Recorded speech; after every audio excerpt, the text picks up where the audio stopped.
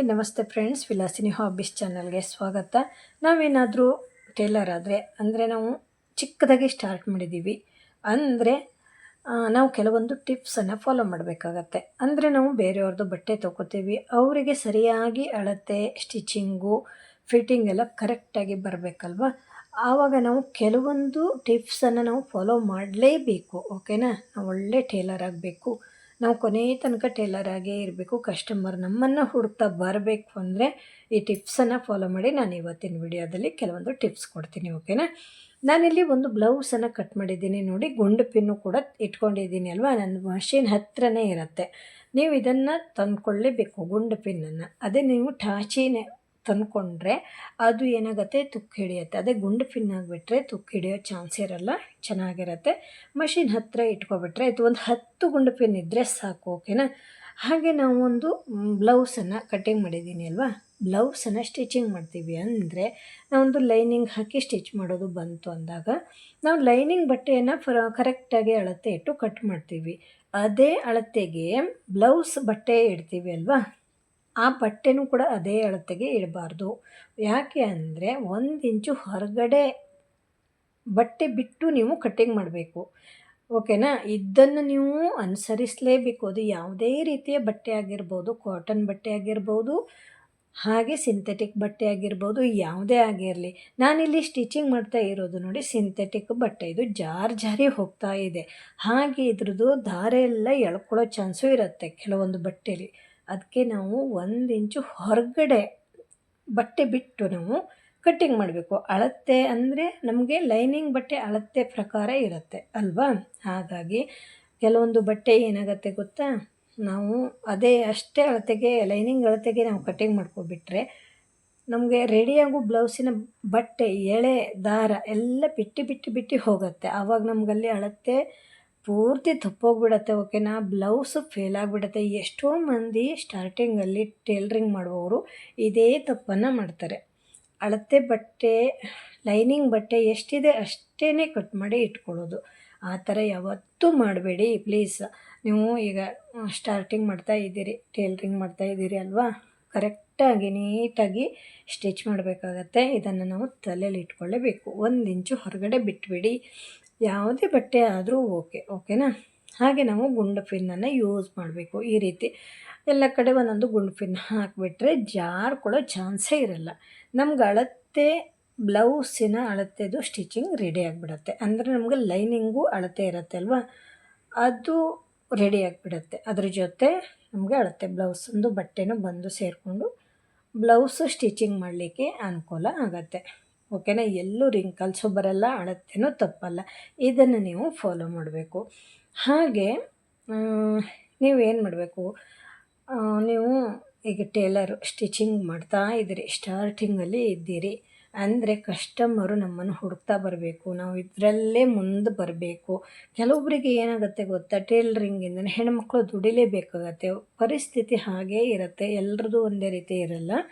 ಕೆಲವೊಬ್ಬರು ಏನು ಮಾಡ್ತಾರೆ, ಅವರಿಗೆ ದುಡ್ಡಿಂದು ಅಗತ್ಯ ಇರಲ್ಲ, ಸುಮ್ಮನೆ ಅವರು ತಾನೊಂದು ವಿದ್ಯೆ ಕಲ್ತಿದ್ದೀನಿ ಅಂತ ಸ್ಟಿಚಿಂಗು ಅಂದರೆ ಹೀಗೆ ಸುಮ್ಮನೆ ಅಪರೂಪಕ್ಕೆ ಸ್ಟಿಚಿಂಗ್ ಮಾಡ್ತಾರೆ. ಅವರಿಗೆ ಏನೂ ಪ್ರಾಬ್ಲಮ್ ಆಗೋಲ್ಲ. ನಾವು ಅದನ್ನೇ ನಂಬ್ಕೊಂಡು ಇದ್ದವರಿಗಾದರೆ ನಾವು ಕೆಲವೊಂದು ಅಂದರೆ ನಮಗೆ ಇವತ್ತೊಂದು ಸ್ವಲ್ಪ ಬಟ್ಟೆ ಬಂತು, ನಾಳೆನೂ ಬರೋ ಥರ ಇರಬೇಕು. ಆ ತಲೆಯನ್ನು ನಾವು ಇಟ್ಕೋಬೇಕು. ಇನ್ನೂ ಹೆಚ್ಚು ಕಸ್ಟಮರ್ ಬರಬೇಕು ಈ ಥರ.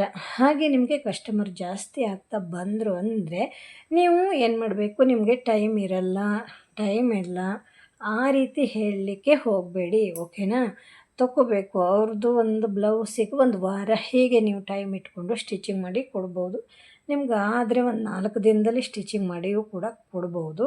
ಹಾಗೆ ನೀವು ಬೇರೆ ಕಡೆ ಅಂದರೆ ನಿಮಗೆ ಯಾರಾದರೂ ಪರಿಚಯ ಇದ್ದವರಾದರೆ, ಅವರು ಸ್ಟಿಚಿಂಗ್ ಮಾಡುವವರಾದರೆ ನೀವು ಅವ್ರ ಹತ್ರ ಹೀಗೆ ಈ ರೀತಿ ಅಂದರೆ ಒಂದು ಲೈನಿಂಗು ಮತ್ತು ಮೇಲ್ಬಟ್ಟೆ 2 ಜಾಯಿಂಟನ್ನು ಮಾಡಿಸ್ಕೊಂಡು ನೀವು ತಂದುಕೊಡಿ ಅಂತ ಹೇಳ್ಬೋದು. ನಂತರ ನೀವು ಬ್ಲೌಸನ್ನು ಸ್ಟಿಚ್ ಮಾಡ್ಬೋದು. ಅವ್ರಿಗೆ ಹೀಗೆ ಈ ಥರ ಬಟ್ಟೆ ಕೊಟ್ಟು ನೀವು ರೂಢಿ ಮಾಡಿಕೊಂಡ್ರೆ ಅವರಿಗೆ ಬ್ಲೌಸು ಸ್ಟಿಚಿಂಗ್ ಮಾಡೋದು ರೂಢಿ ಆಗಿಬಿಡತ್ತೆ. ಈ ಥರ ಮಾಡಿ ಕೊಡಿ. ಕೈ ತೊಳೆ ಇರ್ಬೋದು, ಹಿಂಭಾಗ ಇರ್ಬೋದು, ಮುಂಭಾಗ ಇರ್ಬೋದು. ಲೈನಿಂಗ್ ಬಟ್ಟೆ ಮತ್ತು ಬ್ಲೌಸಿನ ಮೇಲೆ ಬಟ್ಟೆನ ನೀವು ಜಾಯಿಂಟ್ ಮಾಡಿ ತಂದುಕೊಡಿ ಅಂದರೆ ಅವರು ತಂದುಕೊಡ್ತಾರೆ. ಆವಾಗ ನಿಮಗೆ ಈಸಿಯಾಗಿ ಪಟ ನೀವು ಸ್ಟಿಚಿಂಗ್ ಮಾಡಿ ಕೊಡ್ಬೋದು. ಹಾಗೆ ನೀವು ಹೆಮ್ಮಿಂಗು ಬೇರೆಯವ್ರ ಹತ್ರ ಮಾಡಿಸ್ಬೋದು. ಫಾಲನ್ನು ಹಚ್ಚಲಿಕ್ಕೆ ರೆಡಿ ಮಾಡಿ ಕೊಟ್ಟರೆ ಅವು ನಿಮ್ಗೆ ಇಲ್ಲಿ ಏನಾಗುತ್ತೆ, ನಿಮಗೆ ಒಂದು ಸ್ವಲ್ಪ ದುಡ್ಡನ್ನು ತಗೋತೀರಲ್ವ, ಹೆಲ್ಪ್ ಮಾಡುವವರಿಗೆ ನೀವು ಸ್ವಲ್ಪ ದುಡ್ಡಲ್ಲಿ ನೀವು ಮಾಡ್ಕೋಬೋದು. ಇನ್ನೂ ಹೆಚ್ಚು ಕಸ್ಟಮರ್ ಬರ್ತಾರೆ ನೀವು ಈ ರೀತಿ ಸ್ಟಿಚಿಂಗ್ ಮಾಡಿಕೊಟ್ರೆ. ಇವತ್ತೊಂದು ನೀವು ಬೇರೆಯವ್ರಿಗೆ ದುಡ್ಡು ಕೊಡೋದಾದರೂ ಪರವಾಗಿಲ್ಲ, ನಿಮಗೆ ಒಂದು ಬ್ಲೌಸು ಸ್ಟಿಚಿಂಗ್ ಮಾಡೋ ರೇಟಲ್ಲಿ ಅಂದರೆ ಒಂದು ಬ್ಲೌಸನ್ನೇ ಸ್ಟಿಚಿಂಗ್ ಮಾಡ್ತೀರಿ ಅಂದರೆ ನೀವು ಬೇರೆಯವ್ರ ಹತ್ರ ಕೊಟ್ಟು ಮಾಡಿಸಿದಾಗ 4-5 ಬ್ಲೌಸನ್ನು ನೀವು ಸ್ಟಿಚಿಂಗ್ ಮಾಡಿ ಅದರಲ್ಲಿ ನೀವು ಹಣವನ್ನು ಗಳಿಸ್ಬೋದು. ಈ ರೀತಿ ನೀವು ಕಸ್ಟಮರನ್ನು ಬಿಡಲಿಕ್ಕೆ ಹೋಗಬಾರ್ದು. ಓಕೆನಾ? 1 ದಿನಕ್ಕೆ 2 ದಿನಕ್ಕೆ ಆಗಲ್ಲ, ಒಂದು 4 ದಿನ ಆದರೂ ಟೈಮ್ ಇಟ್ಕೊಂಡು, ಒಂದು 2-3 ದಿನ ಆದರೂ ಟೈಮ್ ಇಟ್ಕೊಂಡು ಸ್ಟಿಚಿಂಗ್ ಮಾಡಿ ಕೊಡ್ಬೋದು. ರೇಟನ್ನು ಜಾಸ್ತಿ ಮಾಡಿ ತೊಗೋಬೇಕು ಅಷ್ಟೇ. ಹಾಗೆ ನಿಮಗೆ ಕಸ್ಟಮರ್ ಅಂತ ಬರ್ತಾರೆ ಅಲ್ವಾ, ಏನು ನೀವು ಬ್ಲೌಸನ್ನು ಸ್ಟಿಚಿಂಗ್ ಮಾಡ್ತೀರಿ, ಚೂಡಿ ಸ್ಟಿಚಿಂಗ್ ಮಾಡ್ತೀರಿ, ಯೂನಿಫಾರ್ಮು ಈ ಥರ ಸ್ಟಿಚಿಂಗ್ ಮಾಡ್ತೀರಿ ಅಂದರೆ ಹುಡುಕೊಂಡು ಬರ್ತಾರೆ. ಆವಾಗ ನೀವು ತುಂಬ ಸ್ಟಿಚಿಂಗ್ ಮಾಡಲ್ಲ ಅಂದರೆ ಯೂನಿಫಾರ್ಮೇ ಅಂತ ಇಟ್ಕೊಳ್ಳಿ. ಅವ್ರು ಕೊಟ್ಟಿರ್ತಾರೆ, ನಿಮ್ಗೆ ತಲೆಯಲ್ಲಿ ಐಡಿಯಾಸ್ ಇರುತ್ತೆ ಯಾವ ರೀತಿ ಸ್ಟಿಚಿಂಗ್ ಮಾಡಬೇಕು. ಯೂನಿಫಾರ್ಮು ಅಂದರೂ ನೋಡಿರ್ತೀರಲ್ವ, ಮಕ್ಕಳೆಲ್ಲ ಹಾಕ್ಕೊಂಡಿರೋದು, ಈಗೆಲ್ಲ ಕಾಲರ್ ಇಡೋದು ಈ ಥರ ಎಲ್ಲ ಬಂದಿದೆ ಅಲ್ವಾ, ಅದೆಲ್ಲ ಅಂದರೆ ಕೋಟ್ ಹಾಕೋದು, ಈ ಥರ ನಿಮ್ಗೆ ಐಡಿಯಾಸ್ ಇರುತ್ತೆ. ಅಂದರೆ ಸ್ಟಿಚಿಂಗ್ ಮಾಡೋರಿಗೆ ಒಂದು ಕಣ್ಣಲ್ಲಿ ಹೀಗೆ ನೋಡಿದಾಗಲೇ ಅವರಿಗೆ ಈ ಥರ ಕಟ್ಟಿಂಗ್ ಮಾಡಬೇಕು, ಈ ಥರ ಸ್ಟಿಚಿಂಗ್ ಮಾಡಬೇಕು ಅನ್ನೋದು ಐಡಿಯಾಸ್ ಇದ್ದೇ ಇರುತ್ತಲ್ವ. ಅದನ್ನು ನೀವು ಆವಾಗ ತಿಳ್ಕೊಳ್ತಾ ಇರಬೇಕು ಕುಂತಾಗ. ಈ ಥರ ಬಟ್ಟೆ ಸ್ಟಿಚಿಂಗ್ ಹೇಗೆ ಮಾಡಬೇಕು, ಈ ಥರ ಹೇಗೆ ಕಟ್ಟಿಂಗ್ ಮಾಡಬೇಕು ಅನ್ನೋದು. ಓಕೆನಾ? ಆ ಥರ ಬಟ್ಟೆ ಬಂದಾಗ ನೀವು ತೊಗೊಳ್ಳೇಬೇಕು. ತೊಗೊಂಡು ನೀವು ಪ್ರಯತ್ನ ಮಾಡಬೇಕು. ಪ್ರಯತ್ನ ಮಾಡಿದಾಗ ಏನಾಗುತ್ತೆ, ನಿಮಗಲ್ಲಿ ಆ ಥರ ಬಟ್ಟೆಯನ್ನು ಸ್ಟಿಚಿಂಗ್ ಮಾಡೋದು ರೂಢಿಯಾಗಿಬಿಡುತ್ತೆ. ಇನ್ನೂ ಹೆಚ್ಚು ಕಸ್ಟಮರ್ ಕೂಡ ನಿಮ್ಮಲ್ಲಿ ಬರ್ತಾರೆ. ಓಕೆನಾ? ಈ ಥರನೂ ಕೂಡ ನಾವು ಬಟ್ಟೆನ ಜಾಸ್ತಿ ಮಾಡ್ಕೋಬೋದು, ಅಂದರೆ ಕಸ್ಟಮರನ್ನು ನಾವು ಜಾಸ್ತಿ ಮಾಡ್ಕೋಬೋದು. ಇನ್ನೊಂದು ಏನಂದರೆ ಅವರು ಕೊಡಿ ಅಂತ ಹೇಳ್ತಾರಲ್ವ, ಅಂದರೆ ಈಗ ಒಂದು ಸ್ಕೂಲ್ ಮಕ್ಕಳದ್ದು ಯೂನಿಫಾರ್ಮ್ ಆದರೆ ಒಂದು ವಾರದಲ್ಲಿ ಕೊಡೋದು, ಹೇಗೆ ಅವ್ರಿಗೆ ಕೊಡಬೇಕಲ್ವ ಸ್ಕೂಲಿಗೆ ಹೋಗೋವರಿಗೆ. ನೀವು ಅವ್ರು ಹೇಳಿದ ಟೈಮ್ಗೆ ನೀವು ಕೊಟ್ಟರೆ ಮತ್ತು ಬರ್ತಾರೆ. ಓಕೆನಾ? ಇನ್ನೂ ಹುಡಿಕೊಂಡು ಬರ್ತಾರೆ, ಇವರು ನಾವು ಹೇಳಿದ ಟೈಮ್ಗೆ ಕೊಡ್ತಾರೆ ಅಂತ. ಹಾಗೆ ಸ್ಟಿಚಿಂಗು ಕಟ್ಟಿಂಗ್ ಎಲ್ಲ ಪರ್ಫೆಕ್ಟ್ ಇರಬೇಕು. ಓಕೆನಾ? ಹಾಗೆ ನಾವು ಒಂದು ಬ್ಲೌಸು ಮುಂಭಾಗವನ್ನು ಕಟಿಂಗ್ ಮಾಡ್ತೀವಿ ಅಲ್ವಾ, ನೋಡಿ ಇಲ್ಲಿ ನಾನು ಗುಂಡು ಪಿನ್ ಹಾಕ್ತಾಯಿದ್ದೀನಿ. ಮುಂಭಾಗಕ್ಕಾದರೂ ಅಷ್ಟೇ ಹಾಕಲೇಬೇಕು. ಓಕೆನಾ? ಏನು ಬೇಡ, ಏನಾಗಲ್ಲ, ಸ್ಟಿಚಿಂಗ್ ಅಂದರೆ ಗುಂಡು ಪಿನ್ ಯಾರು ಹಾಕ್ತಾ ಇರ್ತಾರೆ ಅಂತ ಈ ಥರ ಯೋಚನೆ ಮಾಡಬೇಡಿ. ಏನಾಗಲ್ಲ, ಕರೆಕ್ಟಾಗಿ ಬರುತ್ತೆ ಅಂತಲೂ ಯೋಚನೆ ಮಾಡಬೇಡಿ. ಒಂದು ಸಲ ಗುಂಡು ಪಿನ್ ಹಾಕಿಬಿಡಿ, ಆ ಕಡೆ ಈ ಕಡೆ ಜಾರೋ ಚಾನ್ಸು ಇರೋಲ್ಲ. ಎಂಥ ಬ್ಲೌಸ್ ಆದರೂ ನಾವು ಸ್ವಲ್ಪ ದಪ್ಪದ್ದಾದರೂ ಕೂಡ ಗುಂಡು ಪಿನ್ನು ಏನೋ ಒಂದು ಹಾಕಲೇಬೇಕು. ಓಕೆನಾ? ಇಲ್ಲಾಂದರೆ ಸ್ವಲ್ಪನಾದರೂ ರಿಂಕಲ್ಸ್ ಬರೋ ಚಾನ್ಸು ಇರುತ್ತೆ. ಇನ್ನೊಂದು ವಿಷಯ ಏನಂದರೆ, ಈಗ ಕೆಲವೊಬ್ರದ್ದು ಬ್ಲೌಸನ್ನು ಸ್ಟಿಚಿಂಗ್ ಮಾಡ್ತಾರೆ, ಬ್ಲೌಸ್ ಫೇಲ್ ಆಗುತ್ತೆ ಅಲ್ವಾ. ಅಂದರೆ ಹೊರಗಿನ ಬಟ್ಟೆ ಕರೆಕ್ಟ್ ಇರುತ್ತೆ, ಒಳಗಡೆ ಬಟ್ಟೆ ಲೂಸ್ ಆಗಿರುತ್ತೆ. ಅವರು ಬಟ್ಟೆಯನ್ನು ತೊಳೆದಾಗ ಅಲ್ಲಿ ಇಲ್ಲಿ ನಿಂತ್ಕೊಳ್ಳೋ ಚಾನ್ಸು ಇರುತ್ತೆ, ಒಳಗಡೆ ಲೈನಿಂಗ್ ಬಟ್ಟೆ. ಅದು ಕೂಡ ನಮ್ಮದು ಟೇಲರ್ ಆದವ್ರದ್ದು ತಪ್ಪಾಗಿರುತ್ತೆ. ಓಕೆನಾ? ಅವರು ಯಾವುದೋ ಒಂದು ಲೈನಿಂಗನ್ನು ತಂದು ಕೊಡ್ಬೋದು ಅಥವಾ ನೀವೇ ತಂದು ಹಾಕ್ಬೋದು.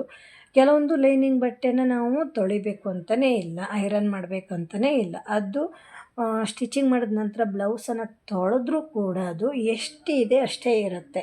ರಿಂಕಲ್ಸ್ ಬರೋದು, ಒಂದು ಕಡೆ ಹೋಗಿ ಕೂತ್ಕೊಳ್ಳೋದು ಈ ಥರ ಆಗಲ್ಲ. ಕೆಲವೊಂದು ಲೈನಿಂಗ್ ಆ ರೀತಿ, ಈಗಂತೂ ಅದೇ ಸಿಗೋದು. ನಮ್ಮಲ್ಲೂ ಕೂಡ ನಾನು ತರೋದು ಅದೇ, ತೊಳೆಯಲ್ಲ, ಐರನ್ ಮಾಡಲ್ಲ. ಓಕೆನಾ? ಅದು ಏನೂ ಪ್ರಾಬ್ಲಮ್ ಆಗೋಲ್ಲ. ಅಂದರೆ ಟೆರಿಕೋಟು ಕಾಟನ್ ಎರಡು ಮಿಕ್ಸ್ ಇರುತ್ತೆ. ಫುಲ್ ಕಾಟನ್ ಆದರೆ ಅದನ್ನು ನಾವು ತೊಳಿಲೇಬೇಕು. ತೊಳೆದು ಐರನ್ ಮಾಡಿ ನಾವು ಕಟ್ಟಿಂಗ್ ಮಾಡಬೇಕು. ಓಕೆನಾ? ಹಾಗೆಯೇ ಹಾಕಿಬಿಟ್ರೆ ಅದರಲ್ಲಿ ಗಂಜಿ ಇರುತ್ತಲ್ವ, ಅದು ನಾವು ಬ್ಲೌಸ್ ಎಲ್ಲ ಸ್ಟಿಚಿಂಗ್ ಮಾಡಿದಾಗ ಅವರು ಕಸ್ಟಮರ್ ಹೋಗಿ ತೊಳೆದಾಗ ಒಳಗಡೆ ಎಲ್ಲ ಬಟ್ಟೆ ಅಲ್ಲಿ ಇಲ್ಲಿ ನಿಂತ್ಕೊಳ್ಳೋದೆಲ್ಲ ಆಗುತ್ತೆ. ಓಕೆನಾ? ಲೈನಿಂಗ್ ಬಗ್ಗೆ ನಾವು ಒಂದು ಅಂದರೆ ಯೋಚನೆ ಮಾಡಲೇಬೇಕು, ಲೈನಿಂಗ್ ಯಾವ ರೀತಿ ಇದೆ ಅನ್ನೋದನ್ನು. ಓಕೆನಾ? ಅವ್ರು ಕೊಟ್ಟಾಗ ನೀವು ತೊಳೆದು ಐರನ್ ಮಾಡಿ ಕಟ್ಟಿಂಗ್ ಮಾಡೋದು ಬೆಸ್ಟು. ಕೆಲವೊಂದು ಲೈನು ತೊಳೆಯೋದು ಬೇಡ. ಹಾಗೆ ಕೆಲವೊಬ್ರು ಏನು ಮಾಡ್ತಾರೆ, ಸಿಂಥೆಟಿಕ್ ಲೈನಿಂಗ್ ಕೊಡ್ತಾರೆ, ಅದು ನೋ ಪ್ರಾಬ್ಲಮ್. ಆದರೆ ಐರನ್ ಮಾಡ್ಕೋಬೇಕು, ಅದನ್ನು ನೋಡಿ ನೀವು ಕಟ್ಟಿಂಗ್ ಮಾಡಬೇಕು. ಓಕೆನಾ? ನಮಗೆ ಲೈನಿಂಗು ಮುಖ್ಯ ಆಗಿರುತ್ತೆ. ಬ್ಲೌಸು ಚೆನ್ನಾಗಿ ಬರಬೇಕಂದ್ರೆ ಲೈನಿಂಗು ಕೂಡ ಕರೆಕ್ಟ್ ಕರೆಕ್ಟಾಗಿ ಇರಬೇಕು, ನಾವು ಕರೆಕ್ಟಾಗಿ ಇಟ್ಕೊಂಡು ಕಟ್ಟಿಂಗನ್ನು ಮಾಡಬೇಕು. ನೋಡಿ ಇದಕ್ಕೆ ನಾನು ಗುಂಡು ಪಿನ್ ಕೂಡ ಹಾಕಿದ್ದೀನಿ. ಎಷ್ಟು ಬಟ್ಟೆ ಬಿಟ್ಟಿದ್ದೀನಿ ನೋಡಿ, ಮೇಲುಗಡೆ ಅಕ್ಕಪಕ್ಕೆಲ್ಲ ಇಷ್ಟು ಬಟ್ಟೆ ಬಿಡಲೇಬೇಕು. ಯಾಕಂದರೆ ನಮಗೇನು ಗೊತ್ತಾ, ನಾವು ಒಂದು ಟೇಲರ್ ಆದರೆ ನಮ್ಮದು ಕೆಲಸ ಪರ್ಫೆಕ್ಟ್ ಆಗಬೇಕಲ್ವ.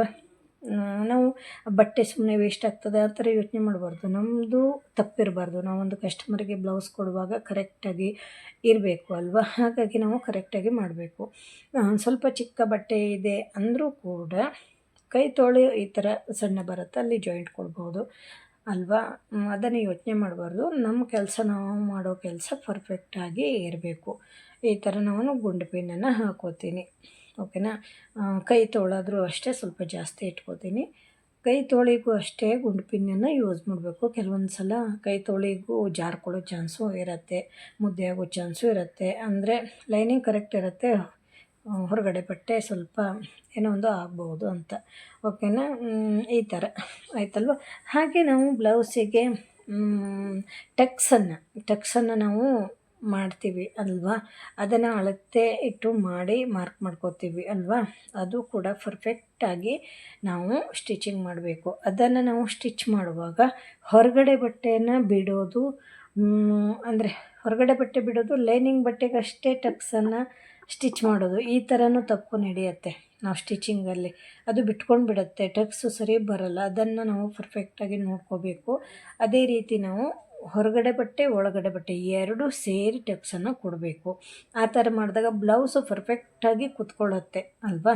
ಅದು ಬ್ಲೌಸಿನ ಹಿಂಭಾಗದ್ದು ಟಕ್ಸ್ ಇರ್ಬೋದು, ಬ್ಲೌಸಿನ ಮುಂಭಾಗದ ಟಕ್ಸ್ ಆಗಿರ್ಬೋದು. ಅದು ಎರಡೂ ಬಟ್ಟೆ ಸೇರಿ ನಾವು ಟಕ್ಸನ್ನು ಕೊಡಬೇಕು. ಎಲ್ಲೂ ಅದು ಬಿಟ್ಕೋಬಾರ್ದು, ಓಕೆನಾ. ಅಲ್ಲೂ ಕೂಡ ನಾವು ಬಿಟ್ಟಿದ್ರೆ ಬ್ಲೌಸು ಫೇಲ್ ಆಗಿಬಿಡತ್ತೆ. ಅದು ಅವ್ರು ಹಾಕ್ಕೊಂಡಾಗ ಏನಾಗುತ್ತೆ, ಬ್ಲೌಸಿನ ಹೊರಗಡೆ ಬಟ್ಟೆ ಏನಾಗುತ್ತೆ, ಲೂಸ್ ಆಗೋದು ಅಥವಾ ಒಳಗಡೆ ಬಟ್ಟೆ ಲೂಸ್ ಆಗೋದು, ಈ ರೀತಿ ಪ್ರಾಬ್ಲಮ್ ಆಗಿಬಿಡುತ್ತೆ. ಕರೆಕ್ಟಾಗಿ ನೋಡ್ಕೋಬೇಕು. ನಾನು ಈ ರೀತಿ ಮಾಡೋದು, ಗುಂಡು ಪಿನ್ ಹಾಕಿ ಕಟ್ಟಿಂಗ್ ಅಂದರೆ ಸ್ಟಿಚಿಂಗ್ ಮಾಡ್ಕೋತೀನಿ. ಸ್ಟಿಚಿಂಗ್ ಅಂದರೆ ನಂಬರನ್ನು ಇಟ್ಕೋಬೇಕು. ದಾರ ತುಂಬ ಉದ್ದ ದಾರದಲ್ಲಿ ನಾನಲ್ಲಿ 5ನೇ ನಂಬರನ್ನೇ ಇಟ್ಕೋತೀನಿ.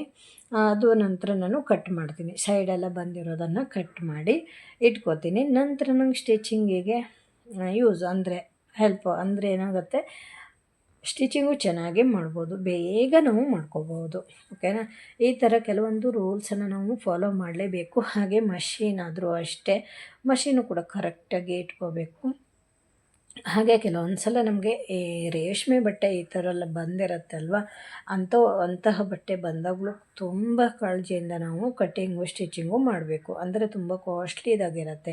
ನಾವೇನಾದರೂ ಸಣ್ಣ ಮಿಸ್ಟೇಕ್ ಆದರೆ ನಮಗೆ ಕಸ್ಟಮರ್ಗೆ ಪ್ರಾಬ್ಲಮ್ ಆಗುತ್ತಲ್ವ. ತುಂಬ ಕಾಸ್ಟ್ಲಿ ಬಟ್ಟೆ ಆಗಿರೋದ್ರಿಂದ ಆ ಥರ ಬಟ್ಟೆ ಬಂದಾಗೆಲ್ಲ ತುಂಬ ಕೇರ್ಫುಲ್ಲಾಗಿ ಕಟ್ಟಿಂಗು ಸ್ಟಿಚಿಂಗು ಮಾಡಿ ಕೊಡಬೇಕು. ಮತ್ತು ನಾವು ಸ್ಟಿಚಿಂಗ್ ಮಾಡಿದಾಗ ಹೊರಗಡೆ ಬಿಡ್ತೀವಿ ಬಟ್ಟೆನ, 1 ಇಂಚು ಎಲ್ಲ ಬಿಡ್ತಾರೆ ಕೆಲವೊಬ್ಬರು, ನೋಡಿದ್ದೀನಿ ನಾನು 1 ಇಂಚು ಬಿಡೋದು. ಆ ಥರ ಇವತ್ತು ಮಾಡಬೇಡಿ. 2 ಇಂಚು ಕಡಿಮೆ ಅಂದರೆ 2 ಇಂಚು ಹೊರಗಡೆ ಬಿಡಬೇಕು ಸ್ಟಿಚಿಂಗು ನಂತರ, ಓಕೆನಾ. ಅದು ಬ್ಲೌಸಿನ ಕೆಳಭಾಗ, ಅದೇ ಕೈ ತೋಳೆಲ್ಲ ಜಾಯಿಂಟ್ ಮಾಡುವಾಗ ಒಂದು ಅರ್ಧ ಇಂಚು ಹೇಗೆ ಹೊರಗಡೆ ಇರುತ್ತಲ್ವ, ಆ ಥರ ಸ್ಟಿಚಿಂಗ್ ಮಾಡಬೇಕು. ಯಾಕಂದರೆ ಮುಂದೆ ಏನಾದರೂ ಸಣ್ಣದು ಪ್ರಾಬ್ಲಮ್ ಅಂದರೆ ಅವರಿಗೆ ಟೈಟು ಲೂಸು ಈ ಥರ ಆದಾಗ ಅದನ್ನು ಸರಿ ಮಾಡ್ಕೊಳ್ಳಿಕ್ಕೆ ಅಷ್ಟು ಬಟ್ಟೆ ಬಿಡಲೇಬೇಕು, ಓಕೆನಾ. ಈ ಥರ ಎಲ್ಲ ನಾವು ತಲೆಯಲ್ಲಿ ಇಟ್ಕೋಬೇಕಾಗತ್ತೆ. ಒಂದು ಬ್ಲೌಸ್ ಇರ್ಬೋದು, ಚೂಡಿ ಇರ್ಬೋದು, ಯೂನಿಫಾರ್ಮು ಯಾವುದೇ ಒಂದು ಬಟ್ಟೆ ಆದರೂ ಕೂಡ ಈ ಥರ ಇಟ್ಕೋಬೇಕು. ಹಾಗೇನು ನಾವು ಲೈನಿಂಗು ಮತ್ತು ಹೊರಗಡೆ ಬಟ್ಟೆ ಈಗ ನೋಡಿ ನಾನು ಮಾಡ್ತಾಯಿದ್ದೀನಿ, ಸ್ಟಿಚಿಂಗ್ ಮಾಡಿದ್ದೀನಿ ಅಲ್ವಾ. 5ನೇ ನಂಬರಿಗೆ ಇಟ್ಟಿದ್ದೀನಿ. ಆದರೂ ಕೂಡ ಅದನ್ನು ನಾವು ನಂತರ ಸೈಡ್ ಬಟ್ಟೆ ಎಲ್ಲ ಕಟ್ ಮಾಡಿದಾಗ ಅದೆಲ್ಲ ನೋಡ್ಕೋಬೇಕು. ಅಲ್ಲೇ ಸ್ವಲ್ಪ ರಿಂಕಲ್ಸ್ ಆಗೋದು ಈ ಥರ ಆಗುತ್ತೆ. ಅಂದರೆ ದಾರ ದೂರ ಬಿದ್ದಾಗ ಅಥವಾ ಸಣ್ಣದಾಗಿ ಬಿದ್ದಾಗ ಅದು ಒಂದು ರೀತಿ ಆಗೋದು. ಆವಾಗ ಎಳೆದು ಕರೆಕ್ಟಾಗಿ ಮಾಡಿ ಇಟ್ಕೋಬೇಕು, ಓಕೆನಾ. ಒಳಗಡೆ ಬಟ್ಟೆ ಹೊರಗಡೆ ಬಟ್ಟೆ ಏನೂ ಮಿಸ್ಟೇಕ್ ಇರಬಾರ್ದು, ಅಂದರೆ ಹೆಚ್ಚು ಕಡಿಮೆ ಆಗಿರಬಾರ್ದು. ಅಲ್ಲಿ ದಾರ ಒಂದು ಸೈಡು ನಾವು ಸ್ಟಿಚಿಂಗ್ ಮಾಡ್ತಾ ಬರೋದು, ಕಟ್ಟಾದರೂ ಪರವಾಗಿಲ್ಲ, ಎಳೆದು ಸರಿ ಮಾಡಿ ಇಟ್ಕೋಬೇಕು.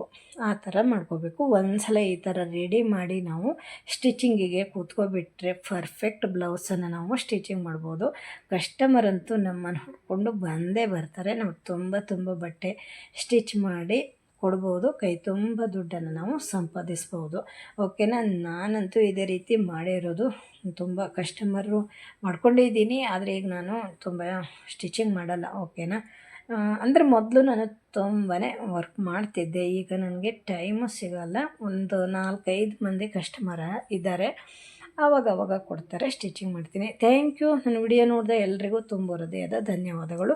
ಈ ಟಿಪ್ಸು ನಿಮಗೆ ಯೂಸ್ಫುಲ್ ಆಗುತ್ತೆ. ಓಕೆನಾ. ಒಂದು ಸಲ ನೀವು ಸ್ಟಾರ್ಟಿಂಗು ಟೈಲರಿಂಗ್ ಸ್ಟಾರ್ಟಿಂಗ್ ಮಾಡುವವರಿಗೆ ತುಂಬಾ ಯೂಸ್ಫುಲ್ ಅಂತ ಹೇಳ್ಬೋದು. ಯಾರಾದರೂ ನೀವು ಈ ವಿಡಿಯೋ ನಿಮಗೆ ಇಷ್ಟ ಆದರೆ ಒಂದು ಲೈಕ್ ಮಾಡಿ. ಓಕೆನಾ. Thank you. ನನ್ನ ವಿಡಿಯೋ ನೋಡಿದ ಎಲ್ರಿಗೂ ಇನ್ನೊಮ್ಮೆ ತುಂಬ ಹೃದಯದ ಧನ್ಯವಾದ.